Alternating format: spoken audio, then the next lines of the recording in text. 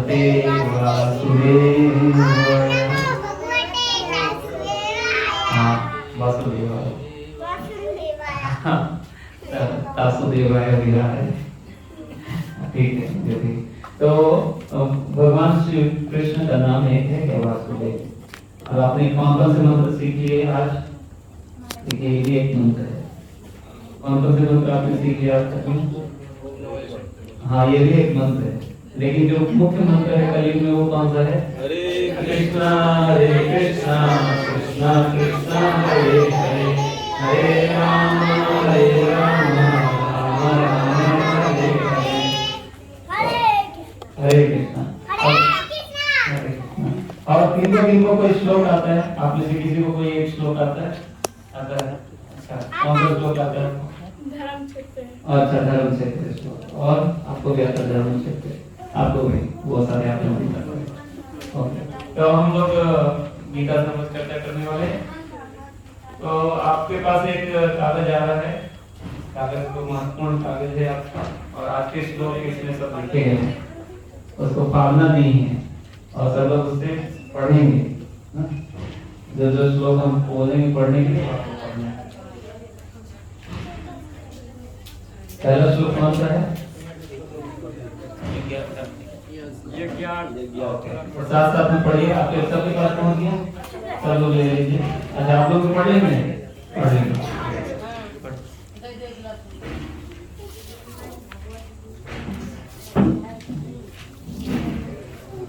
पढ़िए, मेरे पीछे पीछे पढ़िएगा, मेरे पीछे पीछे पढ़िएगा, ठीक है? यज्ञाता कर्मण्यत्र, हाँ चलो ध्यान दीजिए, आपस में नहीं बात करेंगे, ये ध्यान दीजिए। यज्ञाता कर्मण्यत्र लोकोऽयं कर्मबन्धनः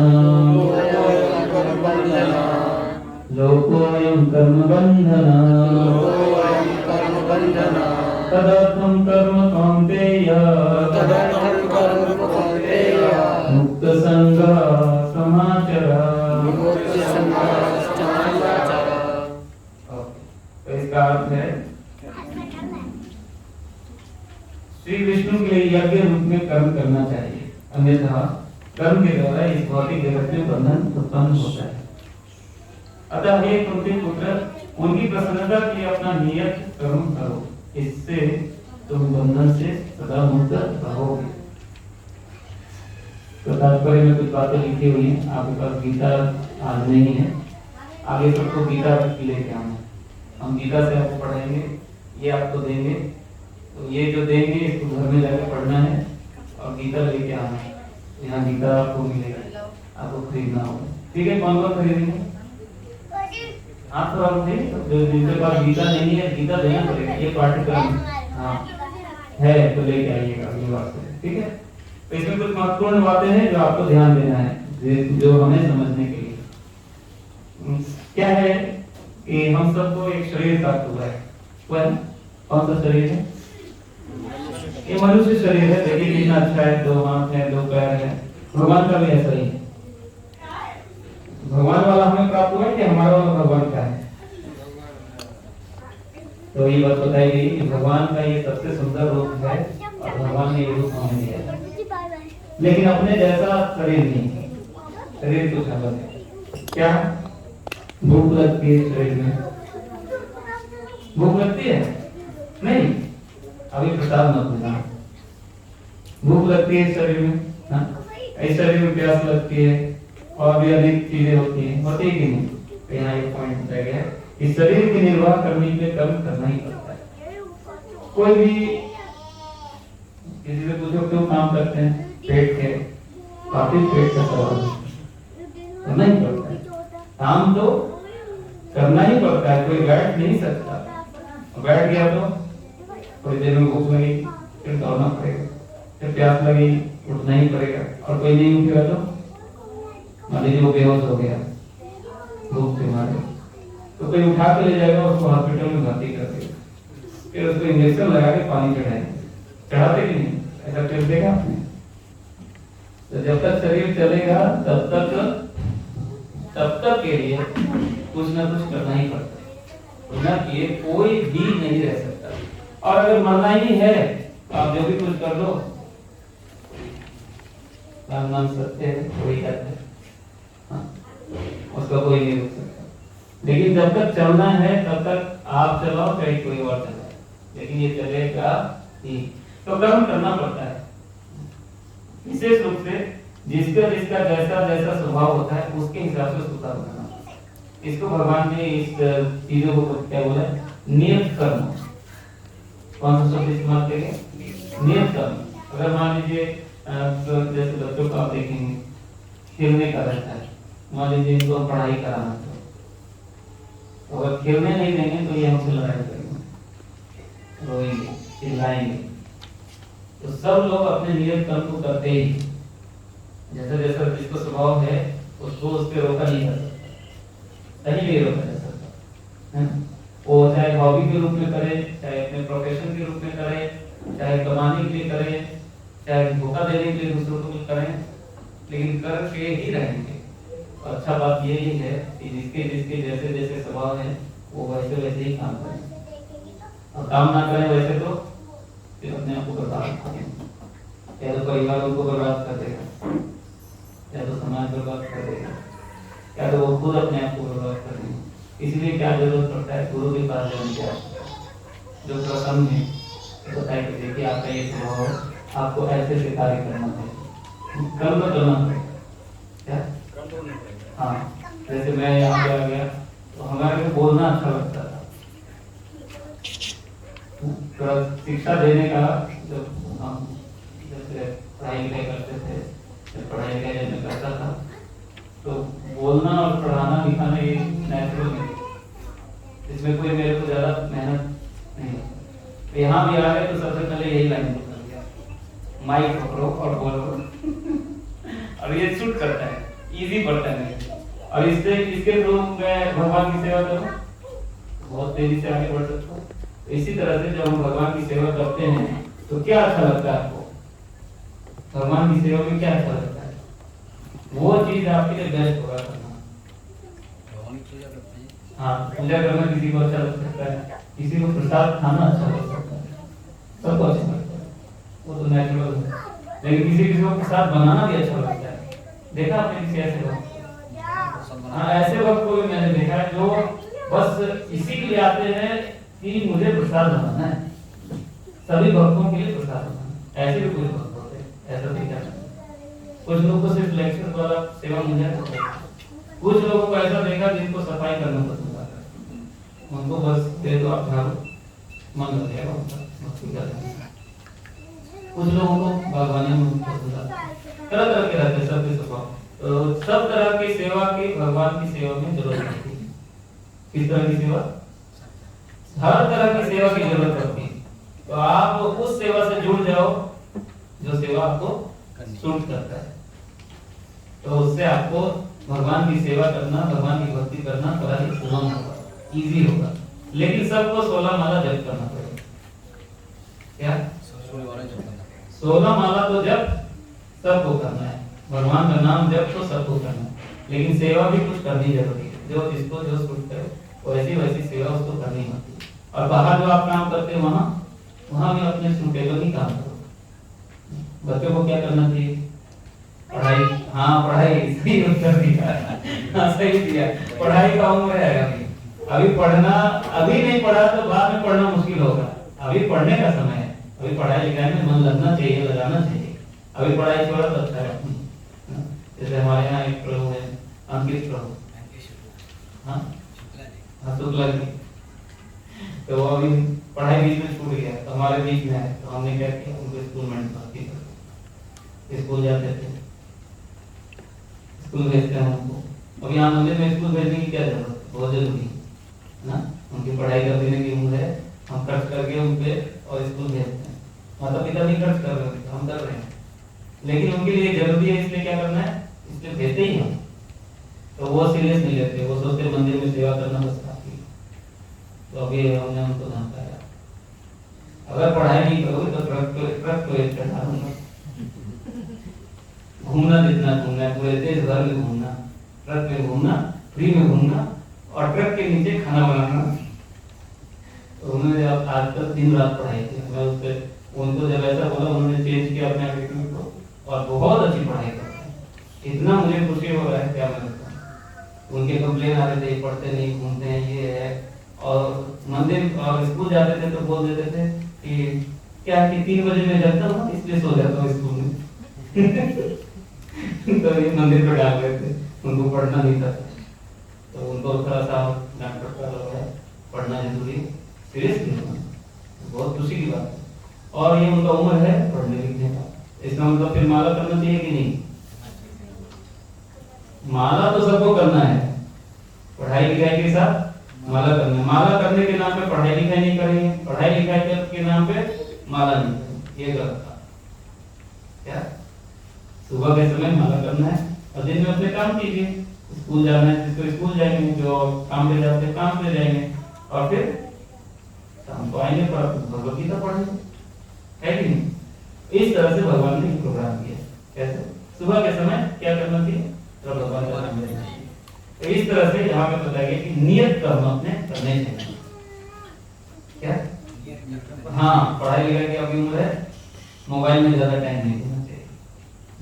मोबाइल में वैसे बहुत जरूरी है। तो इस तरह से कर्म करने के तरीके बताए भगवान ने। क्या? मन को भी भगवान में लगाना चाहिए और साथ में अपने कर्म को भी करना ही चाहिए। कोई बोलते हैं कि कर्म ही पूजा है, ठीक बात कहते हैं या गलत? गलत, ठीक है, गलत कैसे? हाँ, कोई बोले चोर, चोर बोले मैं कर्म कर रहा हूँ अपना, सब माल उठा के घर में ले आता हूँ, ठीक काम है कि गलत?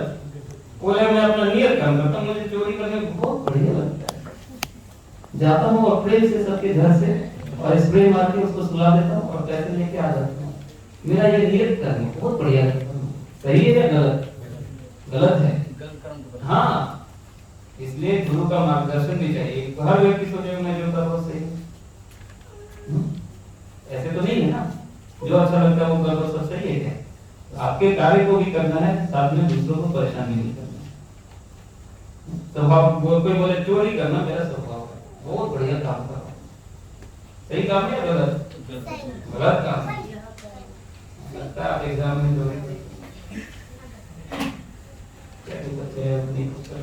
एनीवेज, तो बात ये है कि इसलिए शास्त्रों की आज्ञा गुरु के निर्देश में कार्य करना सीखना चाहिए। ये तरीका है जीवन को जीने का कि हम जो अच्छा लगे वो करते हैं, जिससे दूसरों को परेशानी हो फिर वो गलत हो जाता है। तो आपको अपनी सेवा भी करनी है, साथ में सामंजस्य भी बिठाना है, समाज से भी मंदिर में भी। कैसे? मंदिर पूजा करनी है, अपने समाज को हाँ अच्छा बना दिखाना। हाँ, सब जगह अच्छा होना चाहिए, ऐसा नहीं कि एक जगह अच्छा किया दूसरी जगह खराब। तो इस तरह से ये सब बातों को बताया गया है। ये क्या होता है? Art of work. क्या है इसको कहते हैं? Art of work. अपने नियत कर्म को करना है, साथ में दूसरों को भी परेशान नहीं करना है। बहुत अच्छे खेलना है, लेकिन इतना नहीं खेलना है कि पढ़ाई ही छोड़ दो। हाँ, पढ़ाई करना है।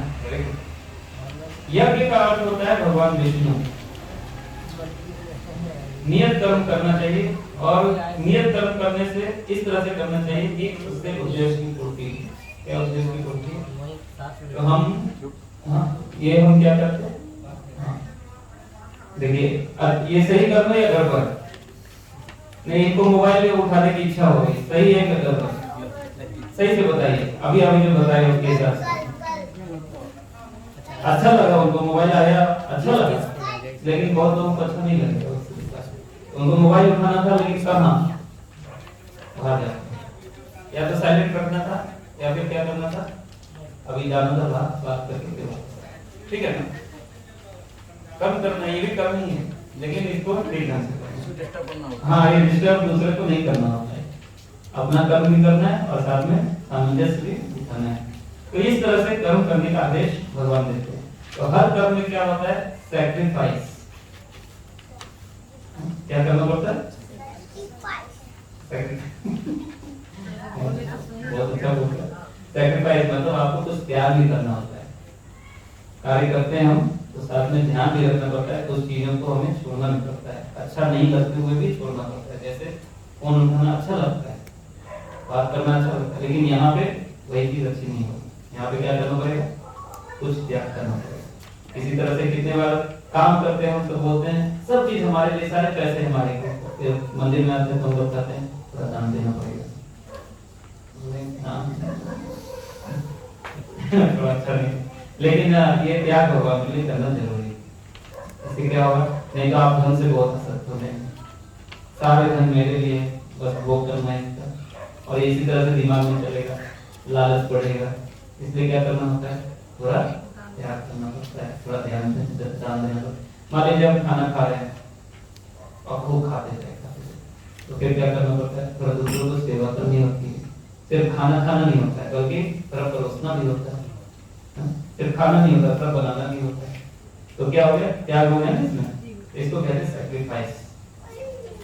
हाँ, सैक्रिफाइस सीख लिया। तो यज्ञ, इसी को यज्ञ कहा जाता है। हर चीज में सैक्रिफाइस है, जो भी कार्य बिना सैक्रिफाइस के करते हैं हम, उससे हम बन जाते हैं। कोई भी काम अगर आप करो और उसका भोग, उसका रिजल्ट सिर्फ आप खुद ही भोगो, तो उससे आप बन जाओगे। इसको कहते हैं कर्म बंधन। क्या कहते हैं, कर्म बंधन। क्या कहते हैं, कर्म बंधन। कि जो भी आप कर्म करोगे तो कुछ रिजल्ट आएगा, और उस रिजल्ट को सिर्फ आप अगर स्वयं ही सिर्फ उसको भोगते हैं तो आप उस बंधन में पड़ जाते हैं। और एक दूसरा बंधन भी आ जाता है, उसी प्रकार के कर्म करने की आपको और ज्यादा इच्छा बढ़ जाएगी। दो चीजें होती हैं, क्या होता है, दो चीजें होती हैं। एक तो कर्म करते हैं तो उसी प्रकार के कर्म को और करने की इच्छा से आप बंध जाएंगे, और दूसरा जो उसका भोग करना चाहते हैं, कोई कर्म किया और उससे आपको कुछ प्राप्त हुआ, और वो चाहते हैं आपकी मैं स्वयं ही हर चीज को भोग लूं जो भी प्राप्त हुआ, तो उससे आप बंध जाते हैं।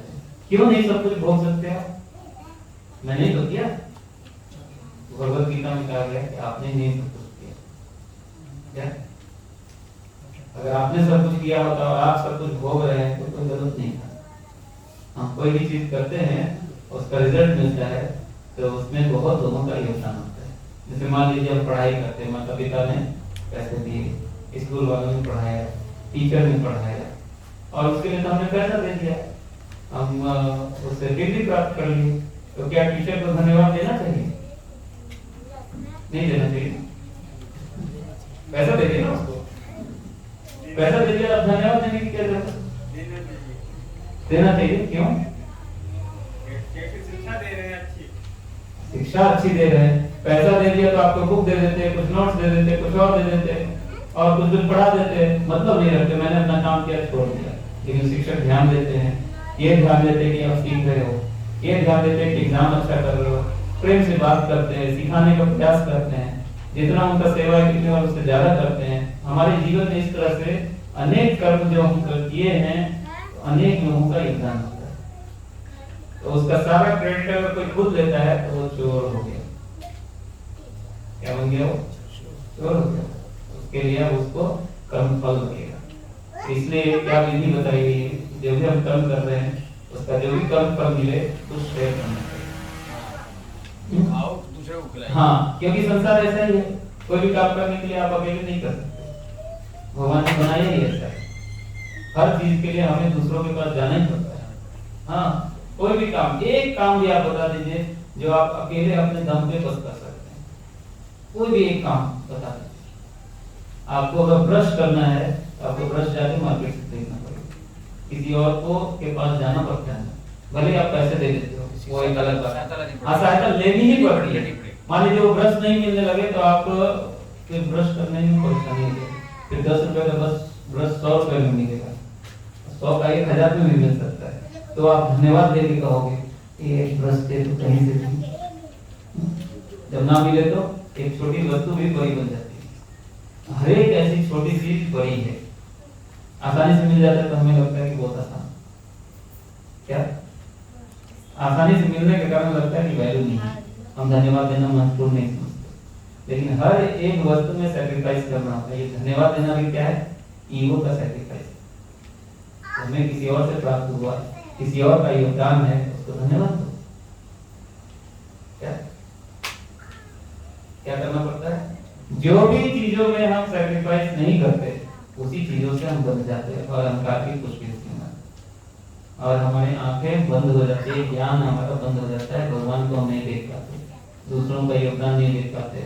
वो जो दूसरा है जो योगदान कर रहा है वो दूसरा भगवान है, किसी और के माध्यम से योगदान कर रहे हैं।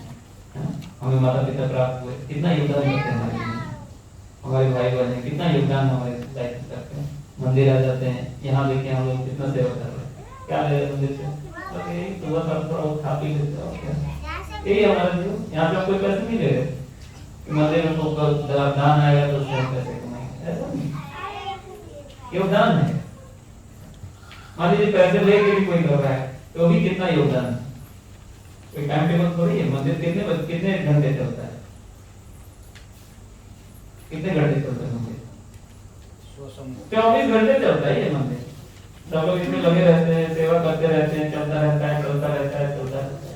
योगदान है, सैक्रिफाइस करते हैं। भगवान की पूजा करते हैं उसमें योगदान होता है। हाँ, भगवान की पूजा में देखिए आप क्या क्या सैक्रिफाइस करते हैं, घंटी होती है, आरती भी होती है, अगरबत्ती, हाँ सब योगदान सबका होता है।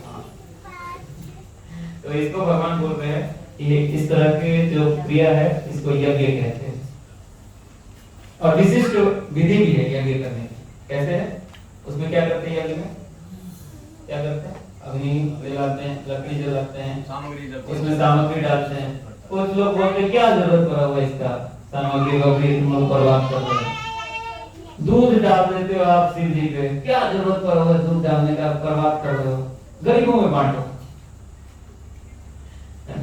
वो भी बोल रहे कि सैक्रिफाइस करो, लेकिन वो कुछ चीजों को नहीं मान रहे हैं कि उनको भी सैक्रिफाइस करना जरूरी है।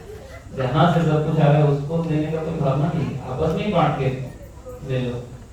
जिसने दिया उसको भी देना चाहिए। हाँ, प्रभु ने दिया है हमको, प्रभु ने सब दिया है, इस बातों को भी तो समझना चाहिए। और प्रभु क्या सिस्टम बनाए उसको भी तो समझना चाहिए। तो आज का ये टॉपिक है, क्या टॉपिक है? ये टॉपिक आज का है और आपके भगवद गीता में इस श्लोक के थ्रू आप जाएंगे और देखेंगे ये सब बातों को कवर किया जाएगा। तो देखिए पहला जो है, यज्ञ के लिए श्री विष्णु के लिए यज्ञ रूप में कर्म करना चाहिए। जो कर्म हम करते हैं वो किसके लिए करना चाहिए? अपने लिए करना। ये कोई सुख नहीं देता क्या? हर व्यक्ति अपने लिए नहीं जीता है, सत्य है गलत? आपसे प्रश्न पूछता हूँ, बच्चे किसके लिए जी रहे हैं? किसके लिए जी रहे हैं बच्चे? माता पिता के लिए जीते हैं। अच्छा, माता पिता किसके लिए जीते हैं, इतना काम करते हैं? बच्चों के लिए करते हैं। अच्छा, पति किसके लिए काम कर रहा है? बता रहे, पत्नी के लिए, पत्नी के लिए, बच्चों के लिए, पिता के लिए, माता के लिए, कुछ समाज के लिए भी कार्य कर रहा है। और बताइए क्या और समाज में किसी को भी उठा लीजिए, कोई भी व्यक्ति अपने लिए जी रहा हो? मैं यहाँ पे आ गया सब कुछ छोड़ के, घर तो नहीं जाता या जाता हूँ कभी कभी, मंदिर में आ गया, मंदिर में सेवा कर, मैं किसके लिए जी रहा हूँ? मैं भी अपने लिए नहीं जी रहा हूँ। हाँ, भगवान के लिए कुछ जी रहा हूँ, कुछ भगवान के नाम का प्रचार करना है, कुछ समाज के लिए कुछ कार्य करना है। हाँ, तो अपने लिए कोई जी ही नहीं सकता क्या? ये संभव ही नहीं है। अपने लिए कोई बोले कि खाना पीना आपको पहुंचा दे, एक रूम आपको दे देते हैं, ठीक है, और आपको सुबह शाम खाना मिल जाए, आप अपने लिए जी, कितने दिन जी पाएगा वो? एक दो दिन के बाद बोले कोई किसी को तो भेजो, बात करना है, कुछ खाना पीना है, कुछ तो करना है, समय काटना है। हाँ, समय नहीं कटेगा। हाँ, ये संभव नहीं है। तो ये जो दूसरा व्यक्ति है जिसके लिए जीना होता है, ये एक्चुअली भगवान। और भगवान ही नहीं, उनके अभाव में हमें माता पिता दिए हैं, उनके अभाव में हमें भाई बंधु दिए हैं, उनके अभाव में बॉस भी दिया है। तो किसी ना किसी के लिए जीते ही है लोग, कहीं ना कहीं जीते ही है। तो उसी के लिए भगवान बोल रहे हैं मेरे लिए करो। आपकी अपने प्रसन्नता के लिए किसी को प्रसन्न करना ही पड़ेगा। आप अपने आप में प्रसन्न रह ही नहीं सकते हो। मैं अपने आप में प्रसन्न हूँ, आत्मा राम हूँ, ये सिर्फ भगवान को ये सुविधा प्राप्त है। बाकी लोग की सुविधा यही है कि वो किसी ना किसी से कनेक्ट करें और एक्सचेंज करें, दूसरों से कुछ ना कुछ लेना देना पड़ता ही। तो इसी कार्य को भगवान कहते हैं कि आप इसी को मेरे को बीच में रखे करो। सारे कर्मों को कैसे करो? यज्ञ। कैसे? यज्ञ, सैक्रिफाइस करते हुए आप सारे कर्मों को करो। और जो कर्म बिना सैक्रिफाइस के किए जाते हैं वो बंधन का कारण है। उसमें आदमी का दिमाग खराब होना शुरू हो जाएगा, लालच बढ़ जाएगा और ईर्ष्या बढ़ जाएगी और कोई दूसरा कुछ कर देगा, कुछ ऐसे ऐसे ये सब समस्याएं बढ़ जाएगी। फिर गुस्सा आएगा, फिर या तो ज्यादा काम करेंगे, लोग बढ़ जाएगा तो बहुत काम करना पड़ेगा, ये सब समस्याएं होती हैं। हाँ, इसमें अलग थोड़ा बैठना, थोड़ा सैक्रिफाइस करो। सैक्रिफाइस नहीं हुआ ना यहाँ पे, ज्यादा एक दूसरे में लग रहे हैं। हाँ, थोड़ा सैक्रिफाइस करेंगे तो अच्छा रहेगा। थोड़ा सा इधर बैठो, थोड़ा सा आगे मिस्टी, थोड़ा सा ये भी देखिए इधर, सैक्रिफाइस करने के लिए रेडी नहीं है। हाँ हाँ, इनके लिए आप थोड़ा देखिए, रिलेशन के कारण ही मान में जाते हैं, सैक्रिफाइस कर रहे हैं। लोग सोचते हैं रिलेशन में सैक्रिफाइस करना पड़ता है, रिलेशन के लिए भी सैक्रिफाइस होता है और रिलेशन से सैक्रिफाइस करना इजी हो जाता है। क्या